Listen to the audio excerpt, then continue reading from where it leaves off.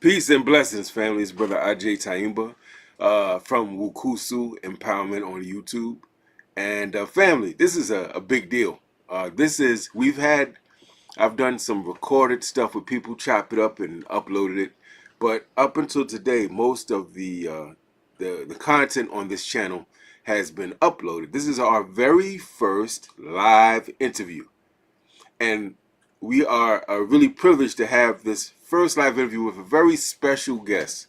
Um, I want to say that the topic that we're diving in today is about transforming how many of us think about education in a sense, and empowerment and their linkage.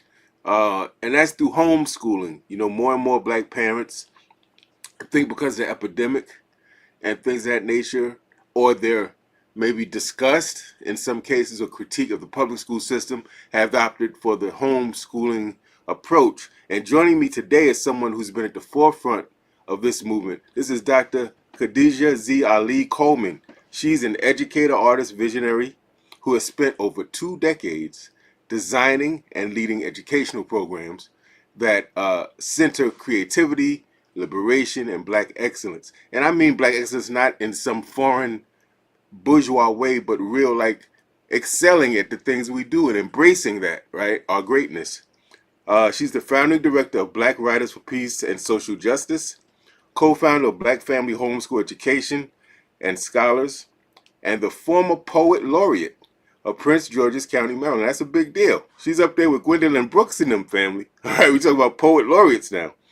Dr. Khadijah is also the editor of an upcoming book, Homeschooling Black Children on a College Pathway, and co-editor of Homeschooling Black Children in the U.S., Theory, Practice, and Popular Culture. We're honored to have her with us today to discuss how parents can empower. Remember, this is all about empowerment, right? How we can empower our children through homeschooling, not just academically per se, but mentally, spiritually, culturally.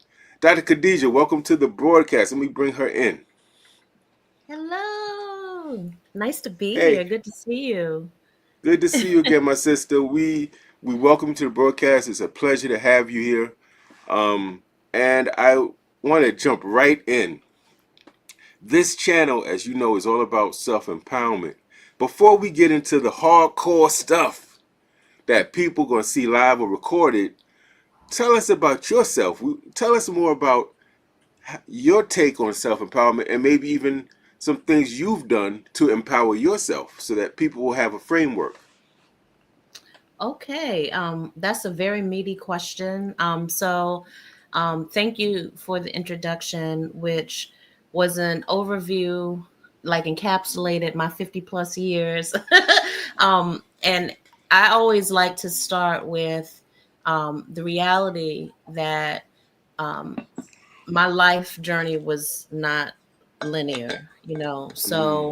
Mm, From the very beginning, as an undergraduate at the University of Maryland, Baltimore County, I decided I had so many things I wanted to major in. And then I learned that they had a major called interdisciplinary studies, where I could create my major. And at the time, I really didn't know specifically about pathways or what I ultimately wanted to do with, in terms of a career. But I knew that whatever it was that I wanted to learn about during my 4 years in college, I wanted it to center the lives and experiences of Black people. And I forget what I had read while right before I had come to college.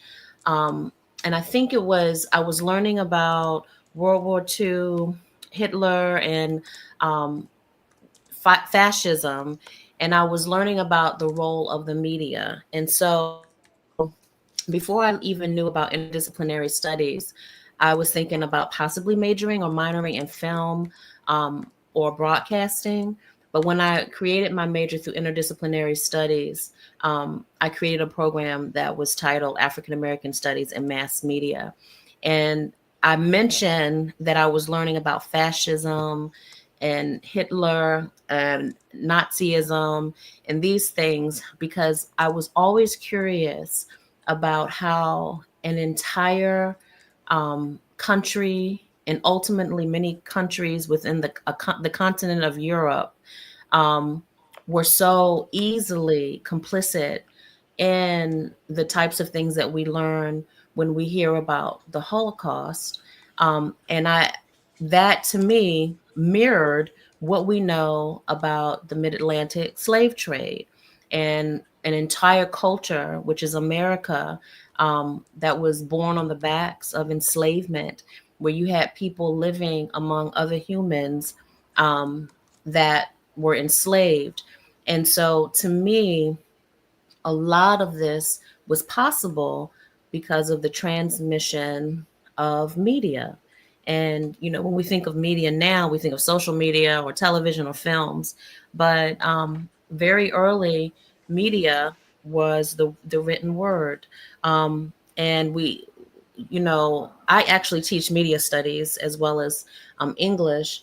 And we go back to papyrus, even farther back, cave writings. But that type of information very early from its start was something that only priests and those of the religious order were able to create. And then what really opened up reading and the sharing of information was when we started to have movable type and the printing press. And you started to see that this, very few scholars look at the emergence of media and its impact on colonization, within wars, the propaganda. When we even think of the Renaissance was really a mass media campaign. I would teach that also when I used to teach fine and performing arts. So when you ask me about myself, where it start where I started very early on, I had an interest in the impact of messages, the ways that people receive messages, and I was particularly curious about its relationship to Black people, particularly in the United States, but also globally, how our oppression oftentimes is very closely connected to the messages that the propaganda that is created. And I noticed you had a show earlier with a gentleman talking about um, Amos Wilson and his impact on psychology and breaking down things in that regards. But that is very closely, that is what media has been used as a tool of psychological oppression. And so fast forward it now to the work that I do, that you do in education. What we are countering often are these messages, these mass messages that have been included in every aspect of our engagement with this world. Some folks go as far as calling it psych ops, that we are in an entire laboratory where different messages are tested on us. But that is what assimilation is. That is when you have totally disconnected a people or a person from their sense of self so that they can then begin to do your bidding. And that is in every aspect. That's when we look at race and culture. That's when we look at when people sign up for the military. That's when we think of schools. Everything is an effort to use messages to control. And so then when we are talking about education, where do we begin? And how do we determine we are successful? And for me, my belief is that we are successfully educating our children when we have countered the majority of the messages that have sought to create them to be agents for an agenda that is distinctly opposed to who they are and for their community. So that was a lot. You didn't ask for all of that, but I've been actually sitting and contemplating my purpose and looking at my journey and believing in a creator and believing that we are on this planet to learn lessons, and I want to make sure I'm learning lessons so I can stop having to repeat shit. Pardon my Ashe, friend. ashe. Yeah. So this is where I'm a playwright and a screenwriter. So we talk about the through line. What is that through line? And this has been the through line of my journey. Has been these interrogations of media, of messages, the creation of messages, and really being a conduit to counter what has really been put set in front of us to press and to destroy who we are as cultural people. Thank you for that, Sister Khadijah. I want to uh, very quickly personalize this by telling people that we are not entering this as complete strangers. It's a very interesting story, and it's about the power of positive energy, that you attract positive things and opportunities when at least your intentions are righteous and you're trying to move in a righteous way. So many moons ago at Syracuse University, I met a very sweet, intelligent, funny, very ultra creative sister named. Well, her name was different then. She's now known as a sister Coley Aziza. We call her Sister Aziza, and she was the head of the Black Artists League, which was like our did the plays and the different things like that for the Student African American Society. And she was a phenomenal singer. She'd be at all the campus wide talent shows and this and that. And she became an educator. And we stayed in touch over the years. And I was trying to take Harlem Liberation School and use it as a national model to be replicated. And I was trying to look for venues to speak at. She said, "Oh, you should come to D.C. Sankofa Bookstore, the world famous Sankofa Bookstore." And that's where I first met Sister Khadijah. That's when Now, we first met. first met, Wow, yeah, wow. and Okay. then after that, it was a lot of virtual. I Hmm. think I interviewed. She's also, you have to know about this group, Liberated Muse family. It's really phenomenal. All sisters, all talented, creative.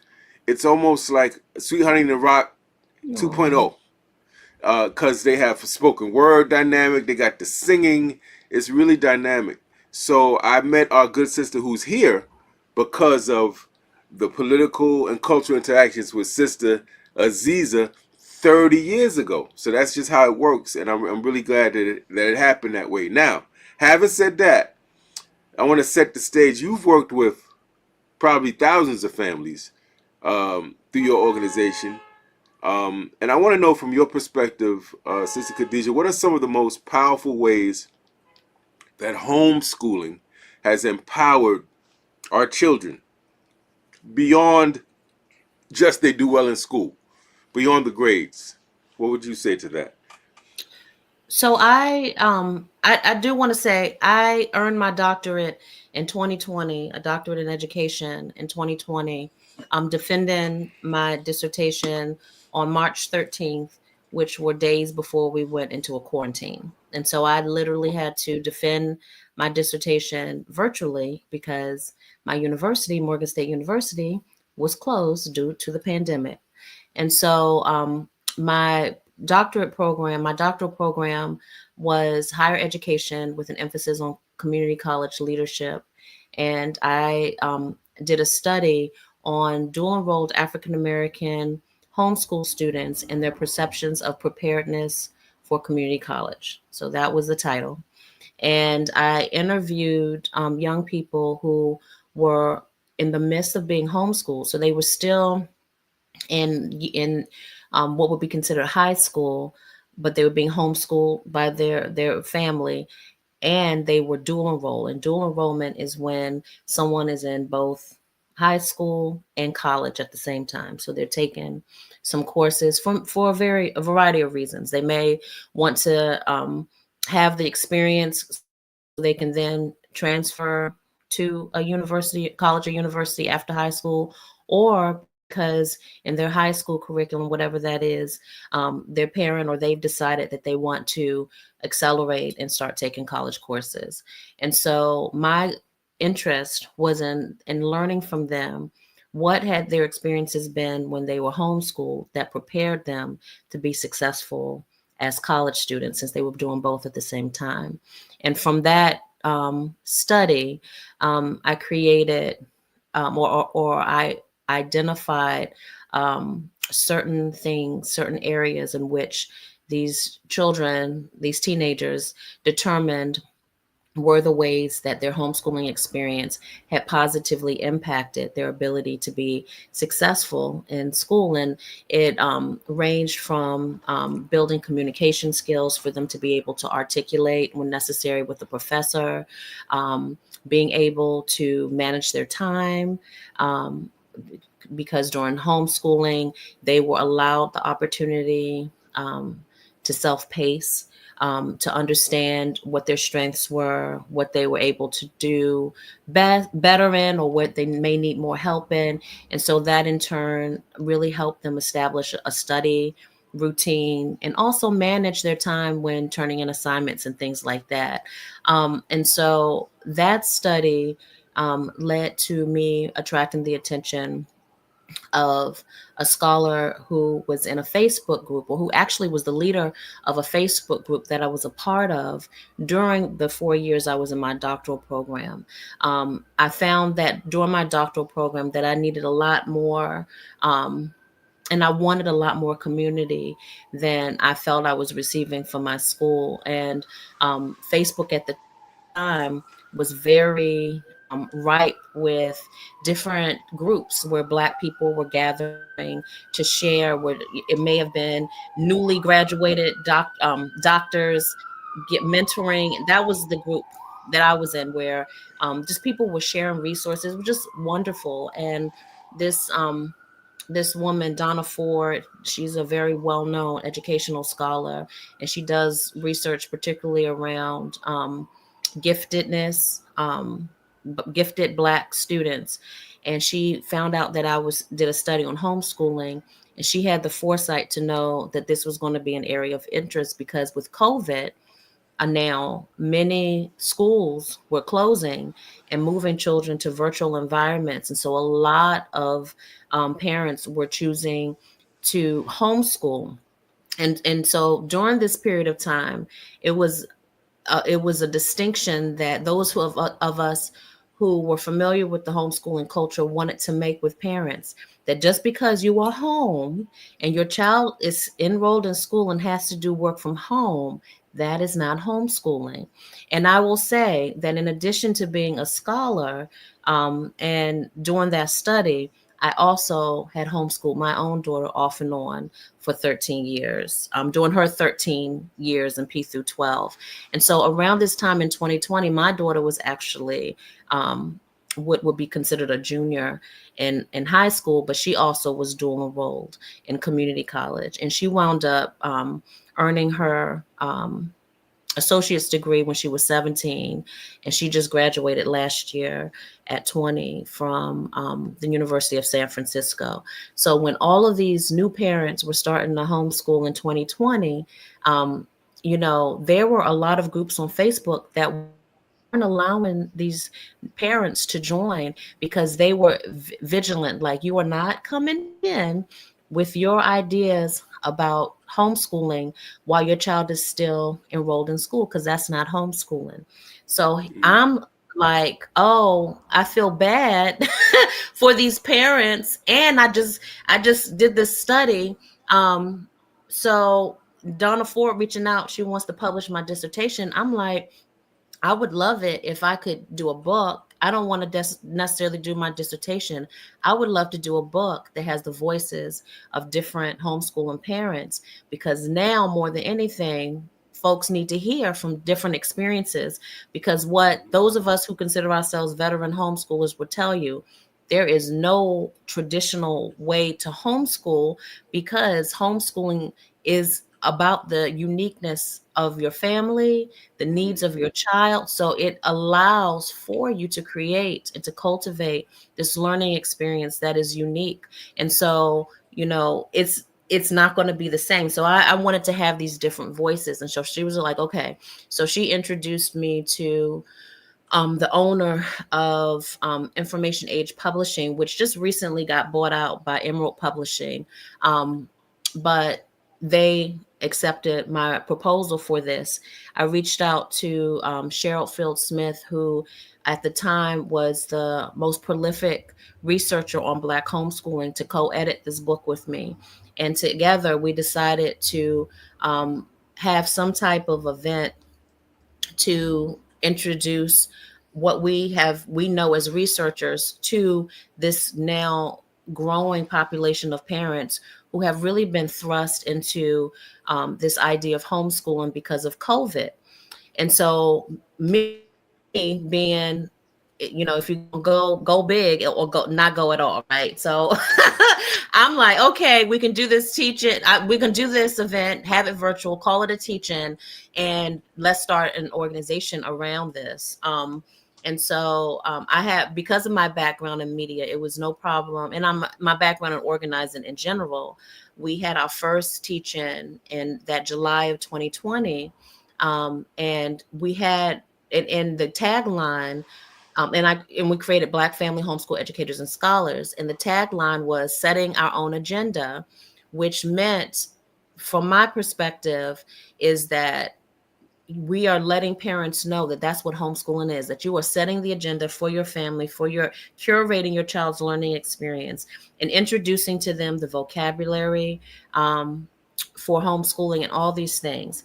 And what I can tell you is that at the time, and what I found in my research, and why I felt it necessary to have a book on the voices from different parents, is because it was such a dearth of information. It was not a lot comparing or finding information on Black families who homeschool when compared to white families who homeschool. So that in itself was why I felt it was important to have more voices. I should have also made an effort to have the voices of the students, because that's what my study was with homeschool children, and there is virtually a lack of that in itself as well, the perspectives of the homeschoolers themselves. But in 2021, the US Census did a study and found that in 2020, because of COVID, that homeschooling numbers of Black families increased, they tripled. So whereas Black families before COVID were maybe 5% of homeschooling numbers, which are really inconsistent because there's no federal mandate, there's no federal policy on homeschooling. And so because there's no federal policy, the reporting is all over the place, right? So some states may determine that they want to calculate numbers where some states are really lax with it. But with what was available, they found that just in 2020 alone, it moved from 5% to 15% of homeschoolers being Black families. And what I found before all of this, when looking at homeschooling families in particular, homeschoolers were more apt, if they were to go to secondary, going to college, they were more apt to graduate within a 4-year period, to graduate with a higher GPA when compared to those in traditional schools, and to be retained, so that they had a more linear trajectory. They matriculated consistently through those 4 years without a stop and go, as you may find with a lot of traditionally homeschool students. I mean, traditionally school, excuse me, students. And so that, in answer to your question, there were numbers before COVID that homeschooling definitely did positively impact when it came to graduation and GPA. I am looking to return to this type, to replicate my study after COVID, to see. And so my study did not look at, it was qualitative. So I was not looking at their GPAs. I was interested more to hear their testimonies and to learn what it was that they chose to engage in, and what they found they were able to do because they were homeschooled. I do want to replicate that study, but I also want to go further and take a look now at the numbers, because we have more people that are homeschooling. I want to see if it still rings true.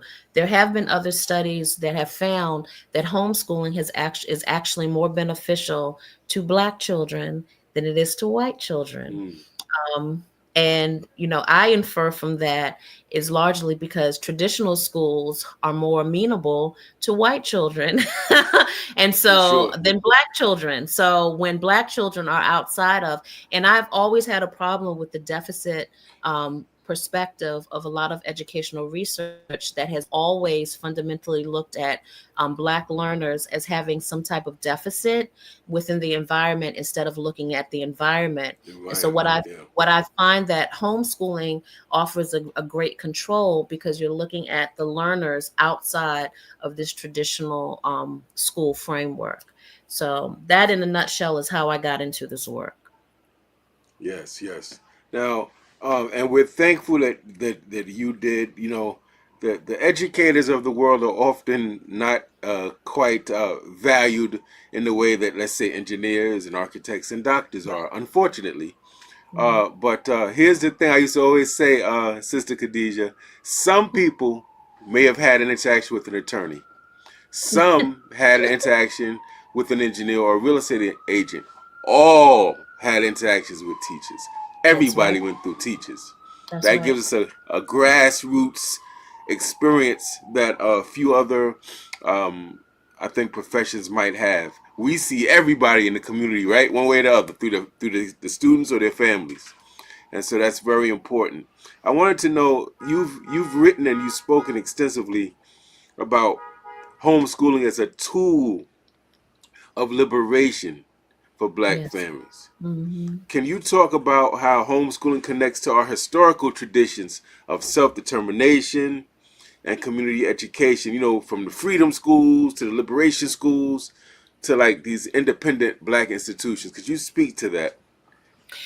I definitely can speak to that. And I can share with you that when we started doing the teachings in 2020, one of the biggest challenges was really convincing parents that they had the wherewithal to actually curate their child's learning experience. It was very daunting for people who were not trained as teachers to look at themselves as folks facilitating a learning experience for their child.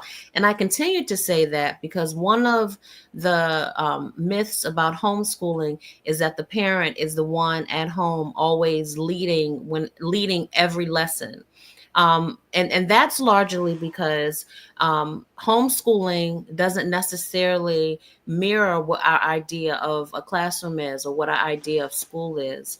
For instance, when I started homeschooling my daughter when she was in fifth, I homeschooled her off and on during her kindergarten, first grade years, but really, I consider when she was in fifth grade, I had taken her out of the school she was in because I had it with the teacher not really having a grasp on um, what different learning opportunities are in the classroom.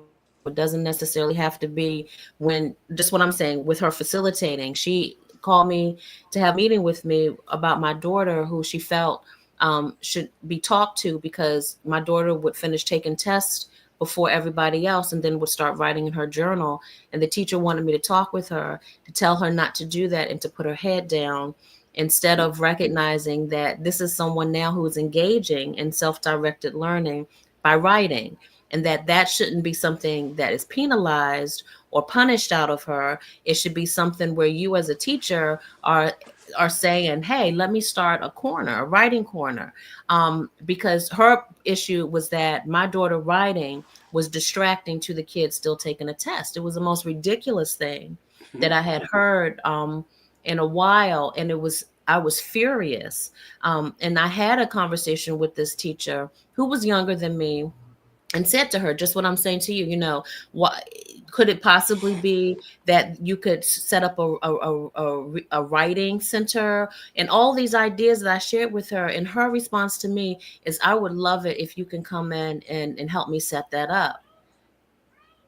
And then the conversation turned to her looking at me as being someone to share the challenges that she's having as a teacher, um, instead of recognize, like, you'd call me in to have me punish my daughter, and now it's like, oh, this is someone who has good ideas. Let's and that really threw me through for a loop. And so I was adamant that I would be pulling out my daughter, would be homeschooling. So even with that, I began homeschooling. We had a learning center, we had a table, and I set it up in this traditional way until I had to wake the hell up and say, "What am I doing?" I was giving my daughter assignments and then going to work, because I was teaching as an adjunct, but doing consulting as well. And my daughter wanted to be near me. And I was just noticing that I've now pulled her out of school from around all of her friends to put her in a room to do her work by herself. This doesn't make sense, and this is not working. And from then I started, we she and I would travel would could be to the library, but we did a lot of museums, we did a lot of parks, we did a lot of reading and studying outside of the house. I would introduce her to a syllabus, which she then began to use as a checklist, because then she would be she her reward would be her own time. So she really liked to make doll houses and things like that. And I wanted to encourage that, but I also wanted to encourage her to complete tasks. So she would read and she would write responses to what she read. I really was adamant about her being able to articulate herself in essay form very early. And so then she asked to, could she have opportunities to do more creative writing? So then our homeschooling experience was very collaborative very early on. So she decided she wanted to be a YouTuber by sixth grade. And and so I said, what, I made her look up what skills do you need. So she went to audition for a local performing arts school to practice her extemporaneous speaking. The school invited her to come, and she was like, okay. So she did middle school for seventh and eighth, and then was like, I would like to return to homeschooling. And so I homeschooled her through high school. So when you ask about what parents need to learn, it really is, there are three things. Believe that you are capable of doing it because you went through school, right? Even if you didn't get a degree, you went through school. You know what learning could look like, but you need to know who your child is as a learner, right? What is it that, what are their strengths? What are their interests? And then identify as a family, what is the outcome that you would like to see. What, and that then is the information that can inform a mission statement.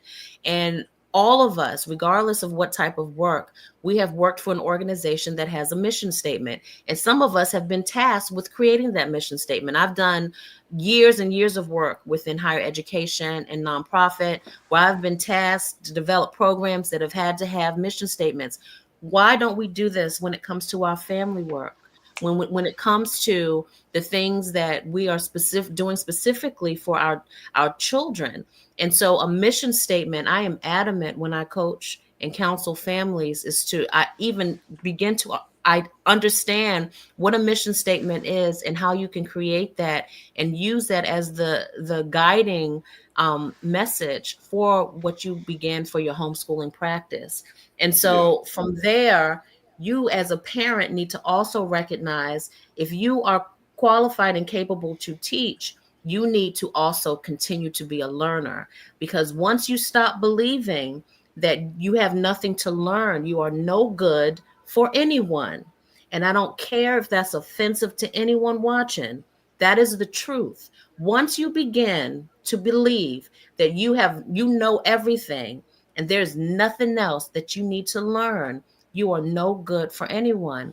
And that's what we've seen a lot of times in our schools, and why a lot of times the schools are not preparing children for the future, because the educators have believed that they know everything and are not up to date with what is happening now, and don't have the vision or the tools to predict what students will need once they leave the classroom.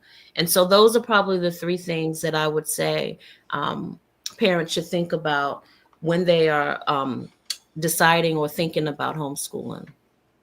Thank you for that, Dr. Ali Coleman. I want to just add on to something that you inspired in what you said when you said, no, give thought to your mission.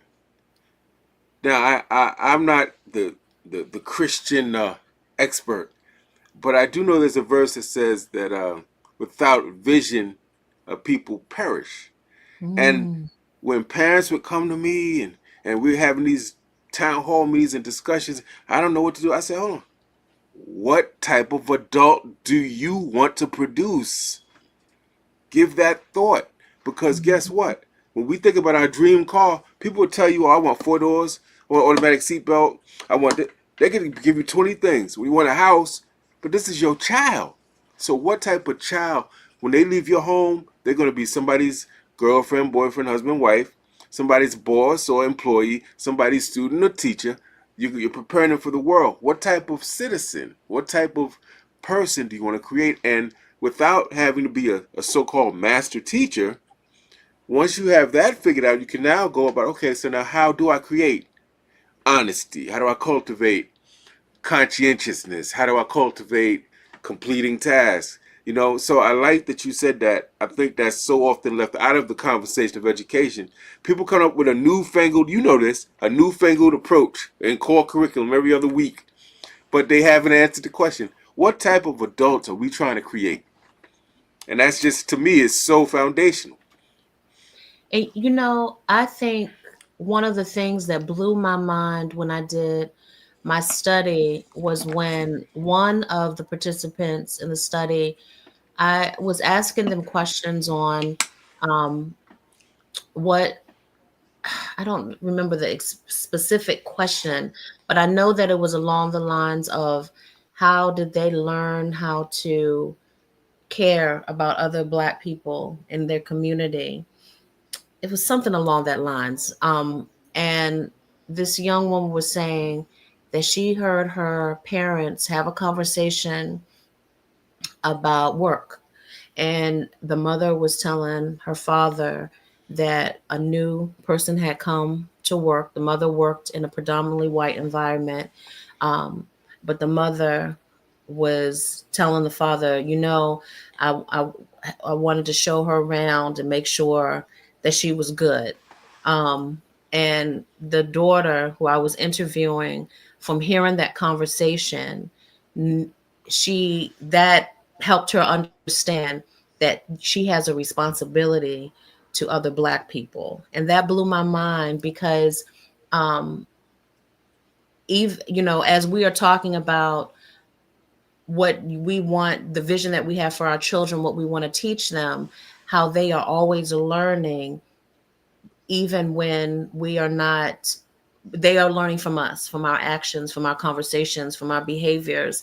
And for that to have been so central to who she is now becoming, morally, was significant to me. And something that I also impart with homeschooling parents is that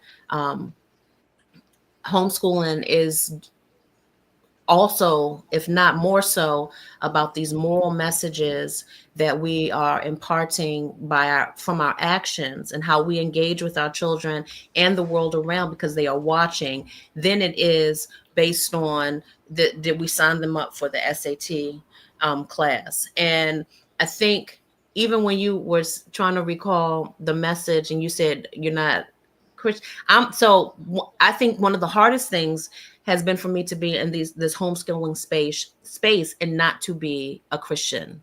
I was not raised in the Christian church. My parents were part of the Nation of Islam when I was born. That's how I became Khadijah Z Ali-Coleman. Mm-hmm. But that was not throughout my childhood. And so one of the stereotypes that people have about homeschooling, and I think why is usually was this stereotype that the only people that homeschool are white nationalists. That is usually some culty, weird, crazy thing Right.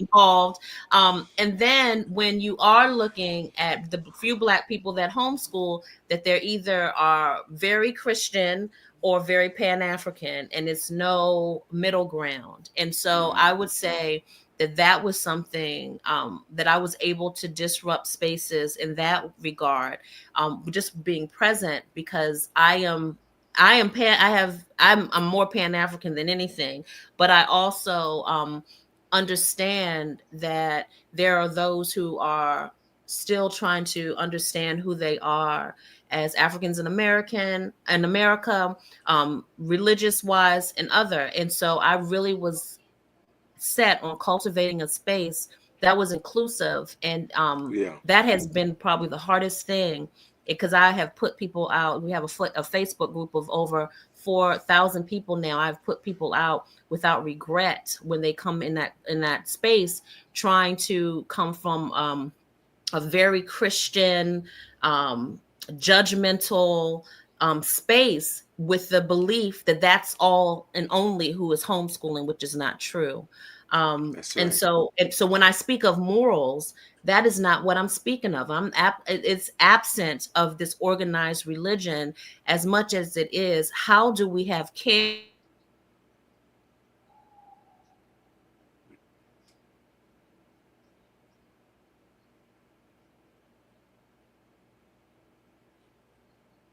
Okay.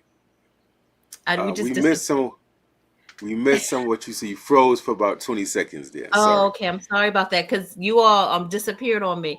But how do we um really help our children develop a moral compass? And what I found for myself has been to first um stop trying to parent and homeschool my daughter as if she is the me that didn't receive what I thought I should have received when I was a child. So Yeah. separating, respecting the difference that is my child, and know that she is not a mini me. She is an individual person with her own set of strengths, her own emotional a persona. And that was a very, I didn't realize how attached I was to this idea that I'm going to pour into this young person in a way that I was not poured into. And I had to have a moment of reflection on that, when I realized that I was a hater in a sense.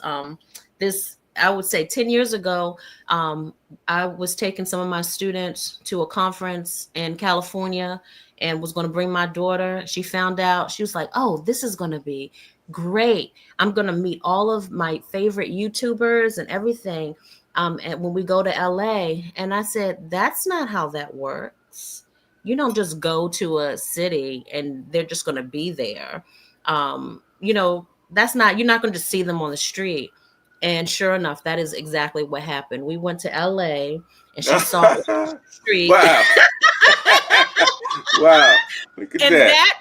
that blew my mind, because what replayed in my head was how I was just like the biggest hater. Like, that is not going to happen. It was just, and it wasn't as nasty as I'm making it sound, but just like, what? That's how your child who's excited about traveling to LA for the first time and is excited of possibly, she was 10. And here I am with, and that's because of my disappointments. That hasn't happened to me, so it can't possibly happen to her. And I have shared this story often when coaching. How many times do we have that we think that we are shielding our children or helping them because we are reminded of our own failures or our own regrets, or just bad luck or things that have happened, and but we believe that that is wisdom that we are imparting, instead of just being negative and being a hater. And that's what it is. And And maybe so when crippling them, it's right? so To some crippling, degree. it's so Yeah. crippling. And that transitioned my thinking in a way that really opened me up to, I think, even being more collaborative with my daughter, with her learning process.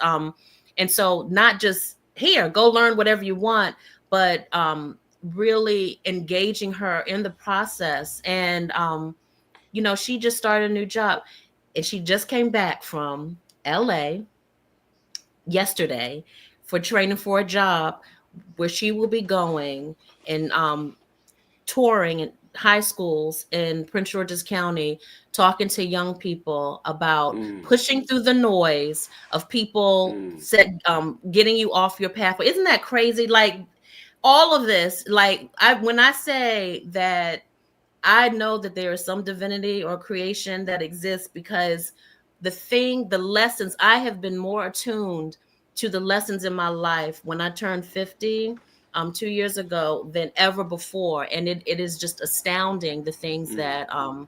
that I have been learning. That was very very important stuff y'all just heard. I hope y'all paid attention. That very interesting. This idea, and it's kind of a, I want to say this harkens back to an African centered way of understanding the world. Like we Yes. didn't look at it like this is my child, Yeah. right? We looked at it as the divine, the creator of the all, has blessed me to be the custodian, the vehicle of the child. But this child Oh, belongs to the absolutely. village, Absolutely. And you right? bring up, you spoke of Koli Aziza, and how you knew her. Koli has been such a blessing to my life. I'm not gonna cry, because that's what she and I Uh do. oh. That's how we bond, is that we are both Go ahead and crybabies cry, together. sister. Oh my You God. gonna turn me into the male Oprah on here. Have the guests up here crying. That's all right. That's all right, But sister. You go ahead. she is part of this village that you speak of. There I have a partner. My daughter's name is Kari. Her father and I have been together for over 20 years. Kari just turned 22, and Coley has been part of our village. And when you speak of Not My Child, those are her aunties, all of Liberated Muse women. And we gather and we continue largely because we are friends. Like, I would have probably ended Liberated Muse 10 years ago if it wasn't such a joy when we come together.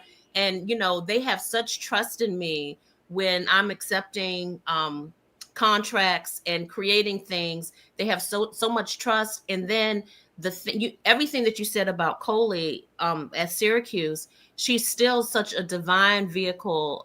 Her voice is such an instrument of beauty and such emotional power. We were just Kari, her dad, and I were talking yesterday. It's like, I know my lane. I know I'm a writer.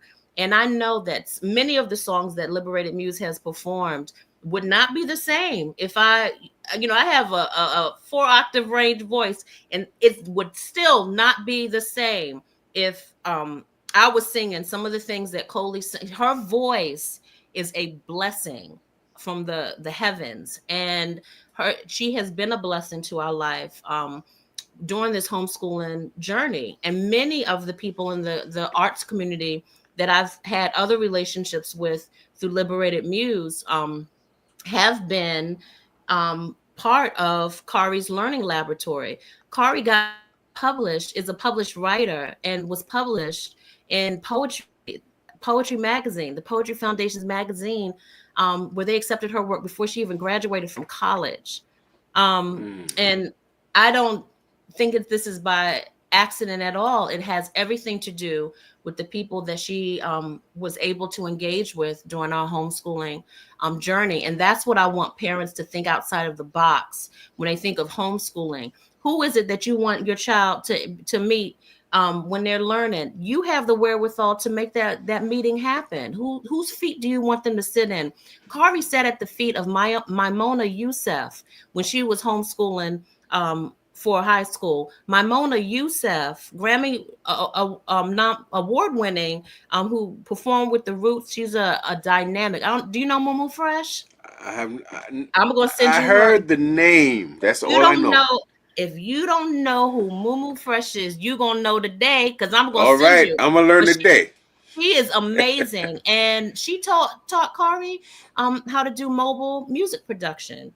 And so Mm.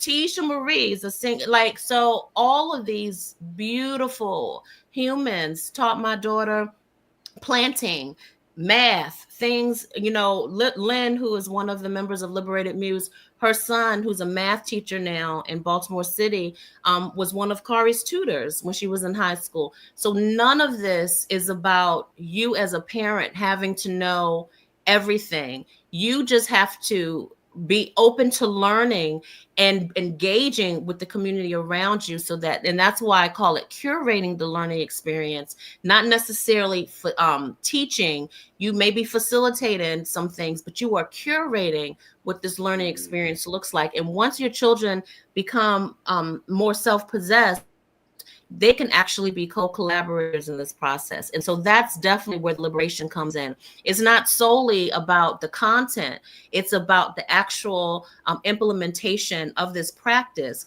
because the ways that our children learn have everything to do with what they are able to engage, manipulate, express. Having that hands-on experience is not necessarily just about being told what to do. They have the brilliance and the creativity to be part of what that journey looks like. So, I like that you said that. It kind of you coach. It kind of speaks to coaching what it's supposed to be. It's not mhm. supposed to be you come and you say, okay, you're gonna do one, two, three, four. This is what I need you to do. Da da da da. Or you're just beautiful. You're the greatest. It's more Yeah, getting a sense of where the person is and starting with the assumption that this person is an expert on their life. And all you're hmm, doing is listening, asking yeah, strategic questions, right, and trying to facilitate them being who they are, coming to these decisions for themselves. Maybe you might hold them accountable in certain ways, but it's right, largely the work they do.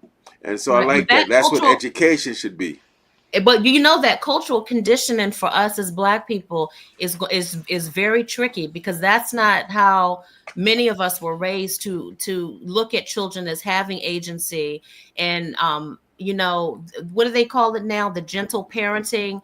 You see a lot of times being at odds with what we believe to be teaching, but there is definitely a middle ground where you can set boundaries, right? You're That's not right. letting the That's child right. whip your You ass, better but set you boundaries or you're going to right, pay for it later. That's a right, fact. exactly. You're not letting Yes, your child indeed. beat you, but you are not beating them down. You're not beating them down to where they are no longer able to understand that they have the power to create and collaborate on their journey. So I would say, Baba Ajay, that I am um, very. It's not even disillusioned. That's not the word. I'm tired. From these 5 years doing this work, being in this community, um, what I'm starting to see is this um, belief that it's a quick and easy. I want to homeschool. I want to find a curriculum, or I want somebody that can come in and it's. I'm seeing more and more people come into these spaces wanting someone to do it for them, or to give them a quick and easy um, answer, instead of doing the work to to even conceive what could homeschooling look like for their family. And that concerns me. um, I had somebody make a comment on one of my videos. The Black Family Homeschool Educators and Scholars, you can um, visit blackfamilyhomeschool.org, but you can visit the website and get to our YouTube channel, where we have um, hundreds of videos from past teachings. And it was one video that I did where someone commented and they were like, this is great information, but if you can edit it down so it's 60 seconds or less, some shit, where they were telling me that it was too much. And I laughed because it was literally a video on the many faces of homeschooling. So it was it wasn't even longer than 20 minutes. It wasn't even that long, but it was information where I was given information and resources. So you don't even want the damn resources. You want it to be a what is it called? Where it's just Was a so synopsis? what's the word where someone is speaking and then something's taken out of context and just thrown at you. My brain is fried right now, but I know what you mean, though. that to me though, and this was maybe 4 years ago where someone left this comment, and now I'm a college professor, and the biggest thing that I am challenged with are students whose attention span is just like that. So they're not reading. I have surveyed all my classes. None of the students that are incoming freshmen have had experience in high school completing a full book. Um, where I'm I I said, okay, so maybe I'll start assigning videos. They can watch a video, and then from there I can teach them how to listen so that they can then write an essay based on what they learned from the video. They don't want to watch the whole video if the video is more than 30 minutes.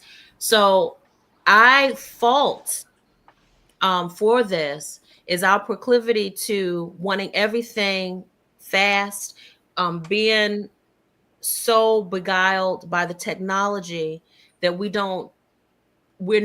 replacing the skill set that led us to getting to the skills such as critical thinking and being able to have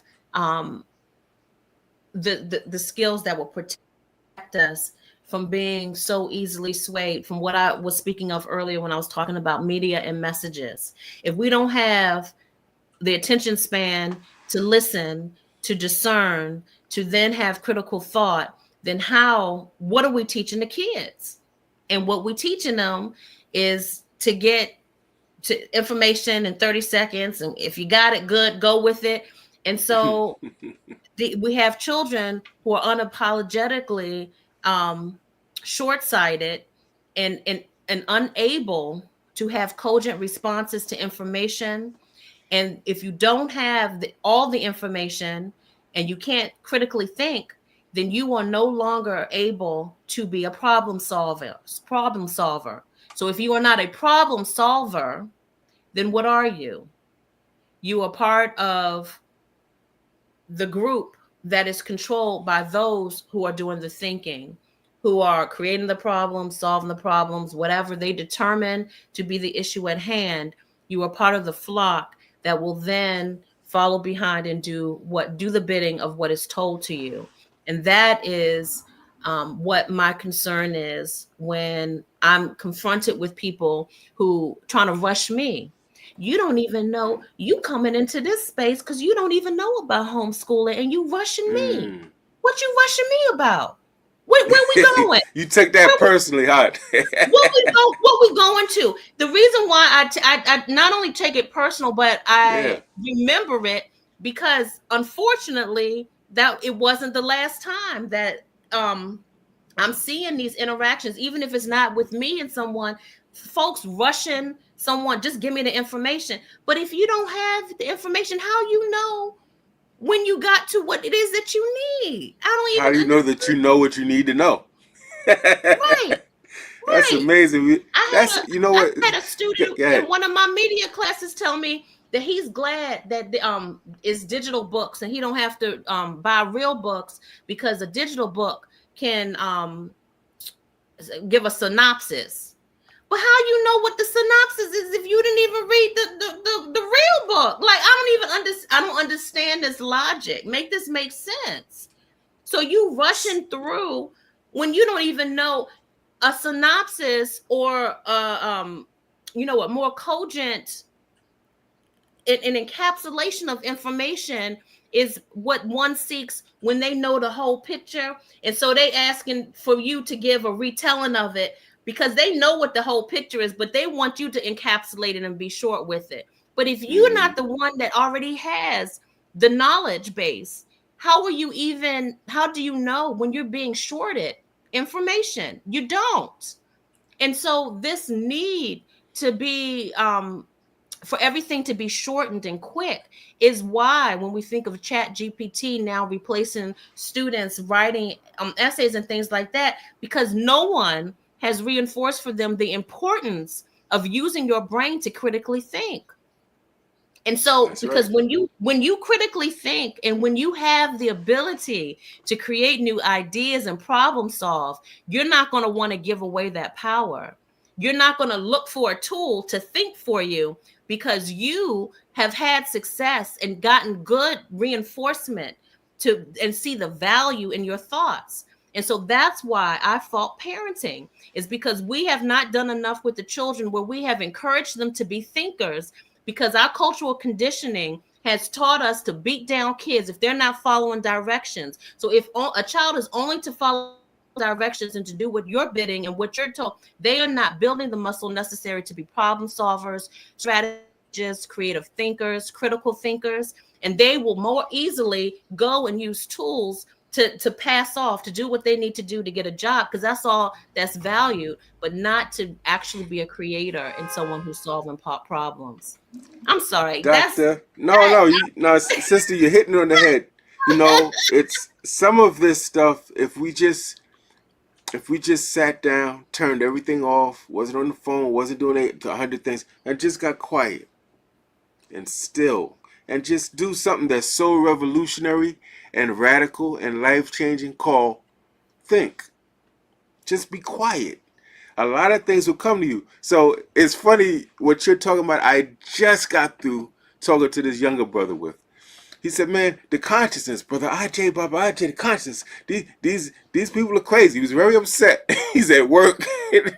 I said, "Brother," I said, "Brother, when I was coming up, what happened generally was you ran across an elder." So I'll give my example. I ran across an elder. I go to this institution or this library on 125th Street, a book salesman. I'm buying books. He's schooling me. He said, "Oh, brother, you seem to know a little bit of something, something. Look, I'm going to give you this book for free." I can't tell you how many times a vendor gave me a book for free because we had a 3-hour conversation on a Saturday. right, And he said, right, "Man, right. come back. Come back next Saturday and let's chop it up." I come back the next Saturday. He said, "So what's your breakdown of that? What do you think about what Baldwin said? What do you think about?" And I would try to do it. He said, "I like that. You need to go back and read that again. I want you to read this Mm-hmm, and let's come back and talk." And so what mm-hmm, happens is this relationship, I'm mm-hmm, held accountable. mm-hmm. I'm somebody is following up with me. They directed me on what I'm thinking that at least is supported by the text, what I'm thinking that's innovative possibly, and what I'm thinking is just dead off. Right?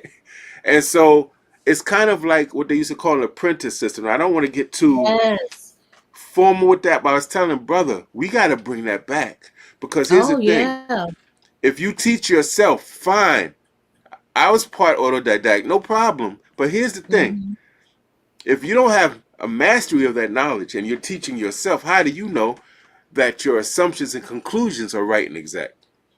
How do you know Exactly. that your references are sound? So you see, even if you teach yourself, you'll still need somebody that knows more than you and more Yeah. experience. So we have Yeah. to I was thinking we need to bring that back, Well, and you speaking to just you, explained. That's what peer review is. That's what it's supposed to be in the academy. When we even think of research, it's not.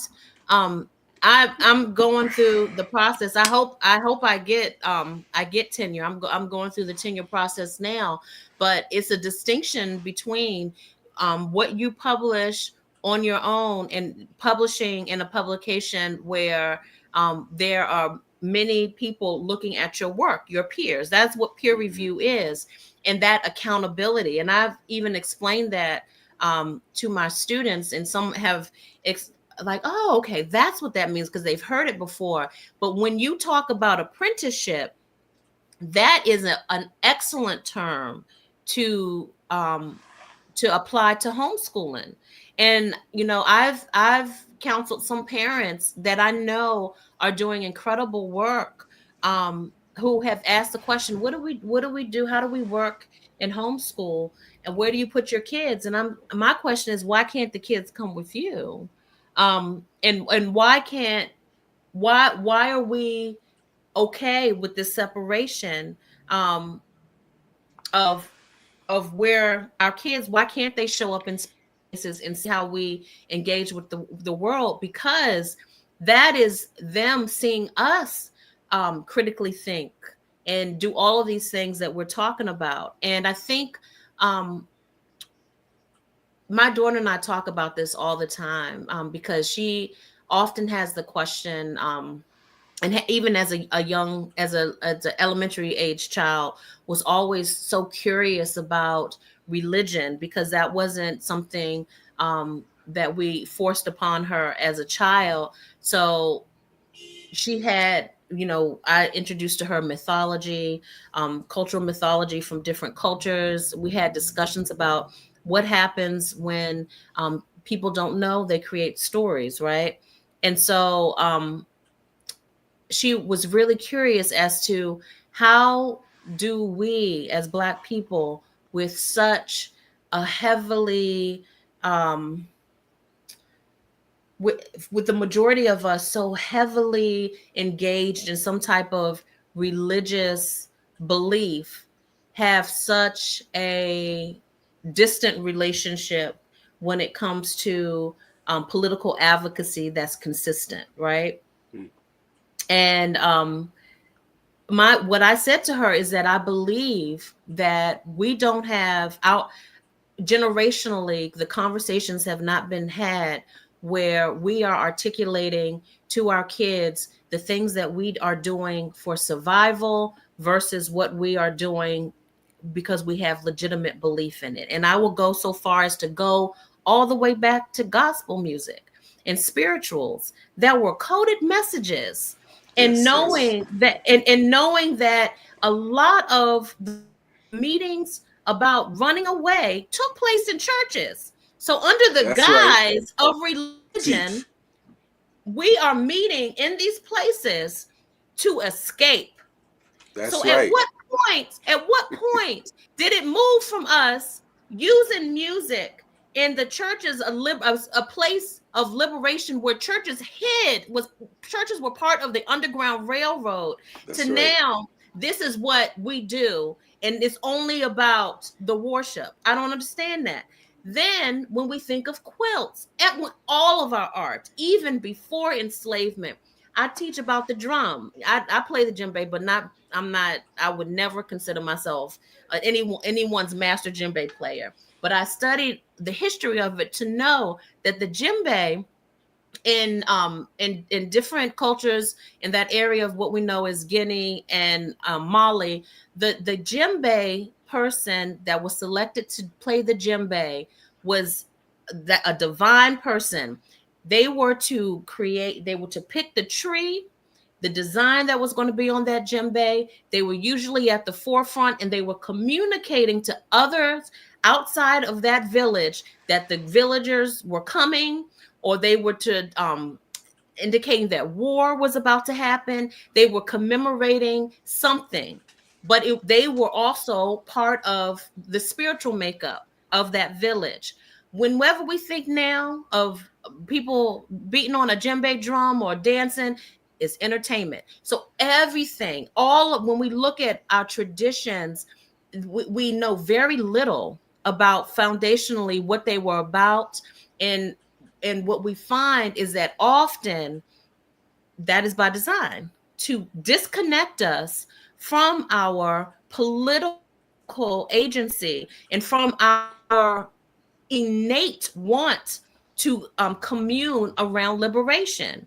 And so when I think of people who are not apt to devote time to study, to listening, to learning, they have already assimilated into the ways to be anti any type of liberation, because the very nature of liberatory work is being in community, is listening, is sharing information. And that's not what a lot of our kids are programmed to do, because we are not doing a better job, and our parents have not done what was necessary for us to understand the difference between what we do to survive versus what we are doing legitimately because it is something Mm.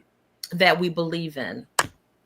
Yes, I love that. I love that breakdown. You know, unfortunately, we're coming to the end, Oh, I'm Doctor so sorry. Doctor Z Ali.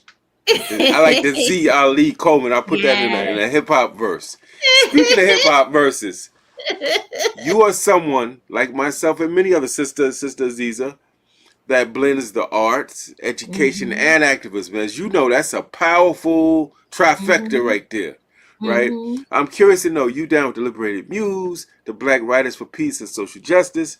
How Mhm. do you think that artistic expression could be our shield and our weapon within, let's say, homeschooling, within our homes, to build, confidence and critical thinking and Mhm. social awareness? You kind of alluded to that earlier, actually, but I'd like you to Mhm. really specifically talk about, because we're sleeping on the arts, and that's a big mistake. The arts are powerful. Could you speak to that? So I am definitely a student of the Black radical tradition, the Black arts movement. Oh my goodness, Amiri Baraka, his work around using the arts as really.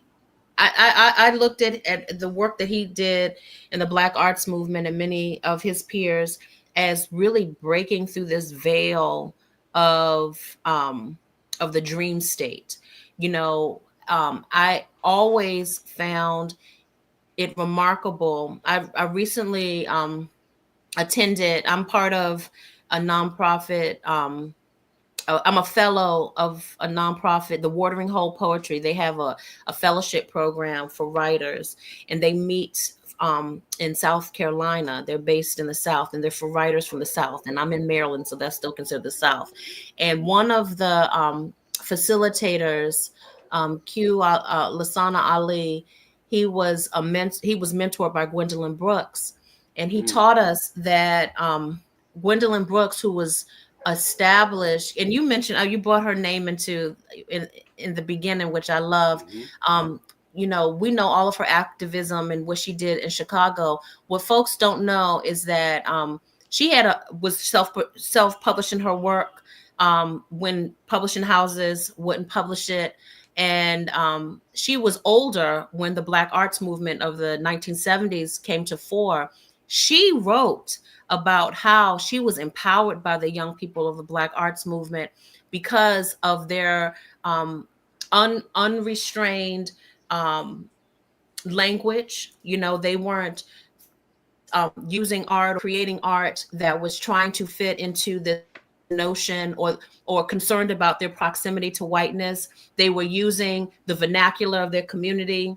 They were being their full Black selves, and they were teaching somebody like a Gwendolyn Brooks, who was very established at this point, who was an activist mother, and just was a warrior woman in her own right, Yeah. but who was very honest about how she had really imbibed the Kool-Aid about, what poetry should look like. And so she was encouraged by the unapologetic nature of the Black arts movement in walking fully into your Blackness in your expression. And so that is how I use art as a tool to educate, but also to give my unrestrained voice that a lot of times is not heard in the boardrooms or wherever I have to walk, during my 9 to 5 work. And I continue to do the work that I do in the arts because it's very healing to me. But it also is a way more blaring tool when I'm trying to share a message that I can't share with everybody within the college classroom or in other more privatized spaces that I work within. Sister Khadijah, as I've heard you speak about the arts, and I'm familiar with your work with Liberated Muse, I'm almost tempted to ask you to spit some bars for us. I don't want to put you on the spot, my sister, but I'm almost tempted to say, can we get a few bars so people can get a sense of, that you're not just the stereotypical professor that people have in their mind. that you actually can spit some fiery bars on them when you need to. So I will share a poem. So I have a book that's coming out soon called "A Park Stands on All of Our Graves," and I do want to say we haven't talked at all about what's happening in the world, regarding this current presidential administration Mm. or Palestine, everything. And I've heard a lot of people talk when even Palestine is brought up that that's not our fight as Black people.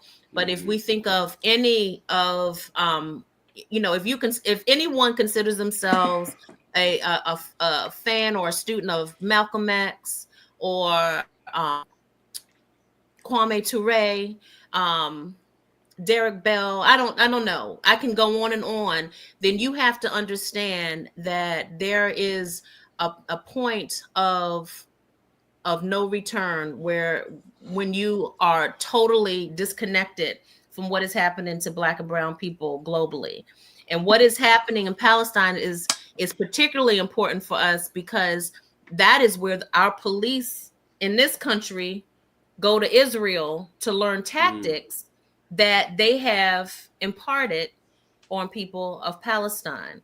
So so in this book, "A Park Stands on All of Our Graves," I started writing it year before last. Some of the poems that are in it, but largely the title poem comes from when I learned that in Israel they destroyed in destroying the homes of the Palestinian people, uprooting their olive trees, and the foliage and fauna that the flora and fauna that is native to Palestine. They brought in European plants and created parks um, to be placed on top of these people's homes if they themselves weren't living in the homes that they pushed these people out of. And so it just had me thinking about our history in this country as Black people, that places like Central Park used to be homes of Black communities. And in Prince George's County, where I spent more than 30 years of my life, we literally are on lands that are named after the indigenous people that were killed and displaced. So this poem is from that book, and it's really about Martin Luther King, and it's called "Violence Anyway." Nonviolence did not save him, did not wrap him in armor and protect his bones and blood and soft heart, did not live him long enough to see his babies turn into women, turning into mothers and grandmothers, sons struggling to follow the footsteps he left in melting snow. Nonviolence did not save him, did not love him, did not shield his eyes from the scattered body parts of little girls in Birmingham bombs, did not fasten his hands tightly around Corettas as raging mobs stormed a bridge, did not make him a bigger person or more strategic, did not sing from telephone receivers filled with CIA bugs, did not wrap his lifeless body in robes of royalty, making him more deserving of remembrance or palatable for tongues that still skulk behind closed doors to chatter slurs that betray their liberal smiles. Nonviolence was a background character in a story of a man growing into himself, learning his mind, broadening his message, and taking off the blinders of middle class mediocrity. He was outcry and warning, eloquence and fire starter, a mobilizing switch moving from the pulpit of the status quo, steadying his walk among the people, claiming liberation he saw rising on the horizon, welcoming him home. In poem. So, depending on what poetry cafe you've been to, it would either be this. That's right, teach, sister, teach. Ashe, ashe, or it would be depending on where you go. That's fire, and that's a beautiful thing. Again, that's quintessentially African. We didn't segment all these things. These things were part of our culture, right? The Mm-hmm. spirituality, cosmology, your politics, all is wrapped into this one thing: how you see the world. Yep. So really, really was a pleasure to have you here, my sister. Well, And thank if you. you think for 1 minute This is the last time you're gonna be here. You are dead wrong. We will get our way to Maryland. We will bring you to the WUCUSU Empowerment Studio. We want Yay! you to come back. We're trying to have a space here, sister, where we talk about the stuff we need to do for us. Yes. Because I don't know about you, I've been in many wars with the white man. It's documented. And I Mm-hmm. never wanted to be my whole life fighting white folk, family. Mm-hmm. I wanted to build something for us. So we have, Mm-hmm. whether you want to call it independent nation Mm-hmm. or just some type of self-determination. So this is what Mm-hmm. that channel is about. How do we Mm-hmm. create the things we need for self? How do we focus on self-empowerment? And you've done a very mighty work with what you're doing creatively, what you're doing educationally, and in reinforcing the message collectively, but also you said parents. You wasn't talking about white folk, you said parents. You gotta step Mm-hmm. up. You Yeah. said Yeah. students, you gotta step up. Teachers, you gotta Mm-hmm. step up. So that's a very important message we need to hear, especially right now. And we really thank you for that. Thank you so much, my brother. Thank you for having me. Thank you for continuing to do the work that you do. I appreciate you, and I'm so glad to still be in community with you. Definitely. We're gonna get Sister Aziza up in here. We're gonna do, maybe we get is Liberated Muse still because I know you've moved. I don't know. Do you still perform? Mm-hmm. We were, Okay. yeah. I'm gonna send you a link. We were at the Kennedy Center earlier this year when someone appointed themselves chairman of the Kennedy Center, and that be. And so I actually was on Oh CNN man. in a couple of places because we had decided to still perform when a lot of people had started to back out of performing at the Kennedy Center. But our show was literally called the soundtrack of social justice. So I refused to not perform that in in Hmm. in light of all of this craziness with this crazy man. So yeah, we still perform. Excellent. And we gotta try to get you all on. I want people to understand there's a million tools we can use. Some Yeah, already exist, some we have to make ourselves. There's no one absolutely. way, there's no one magic bullet. There's a lot of avenues that lead, a lot of tributaries that lead to that ocean of self empowerment. And you are Absolutely. doing your part, and we're thankful for that. We ask that you have a blessed evening, blessed weekend. Keep on Same to pushing, my you. sister. Keep on doing what you do. Thank All you for right? everything. Take care, everybody. Bye bye. Peace.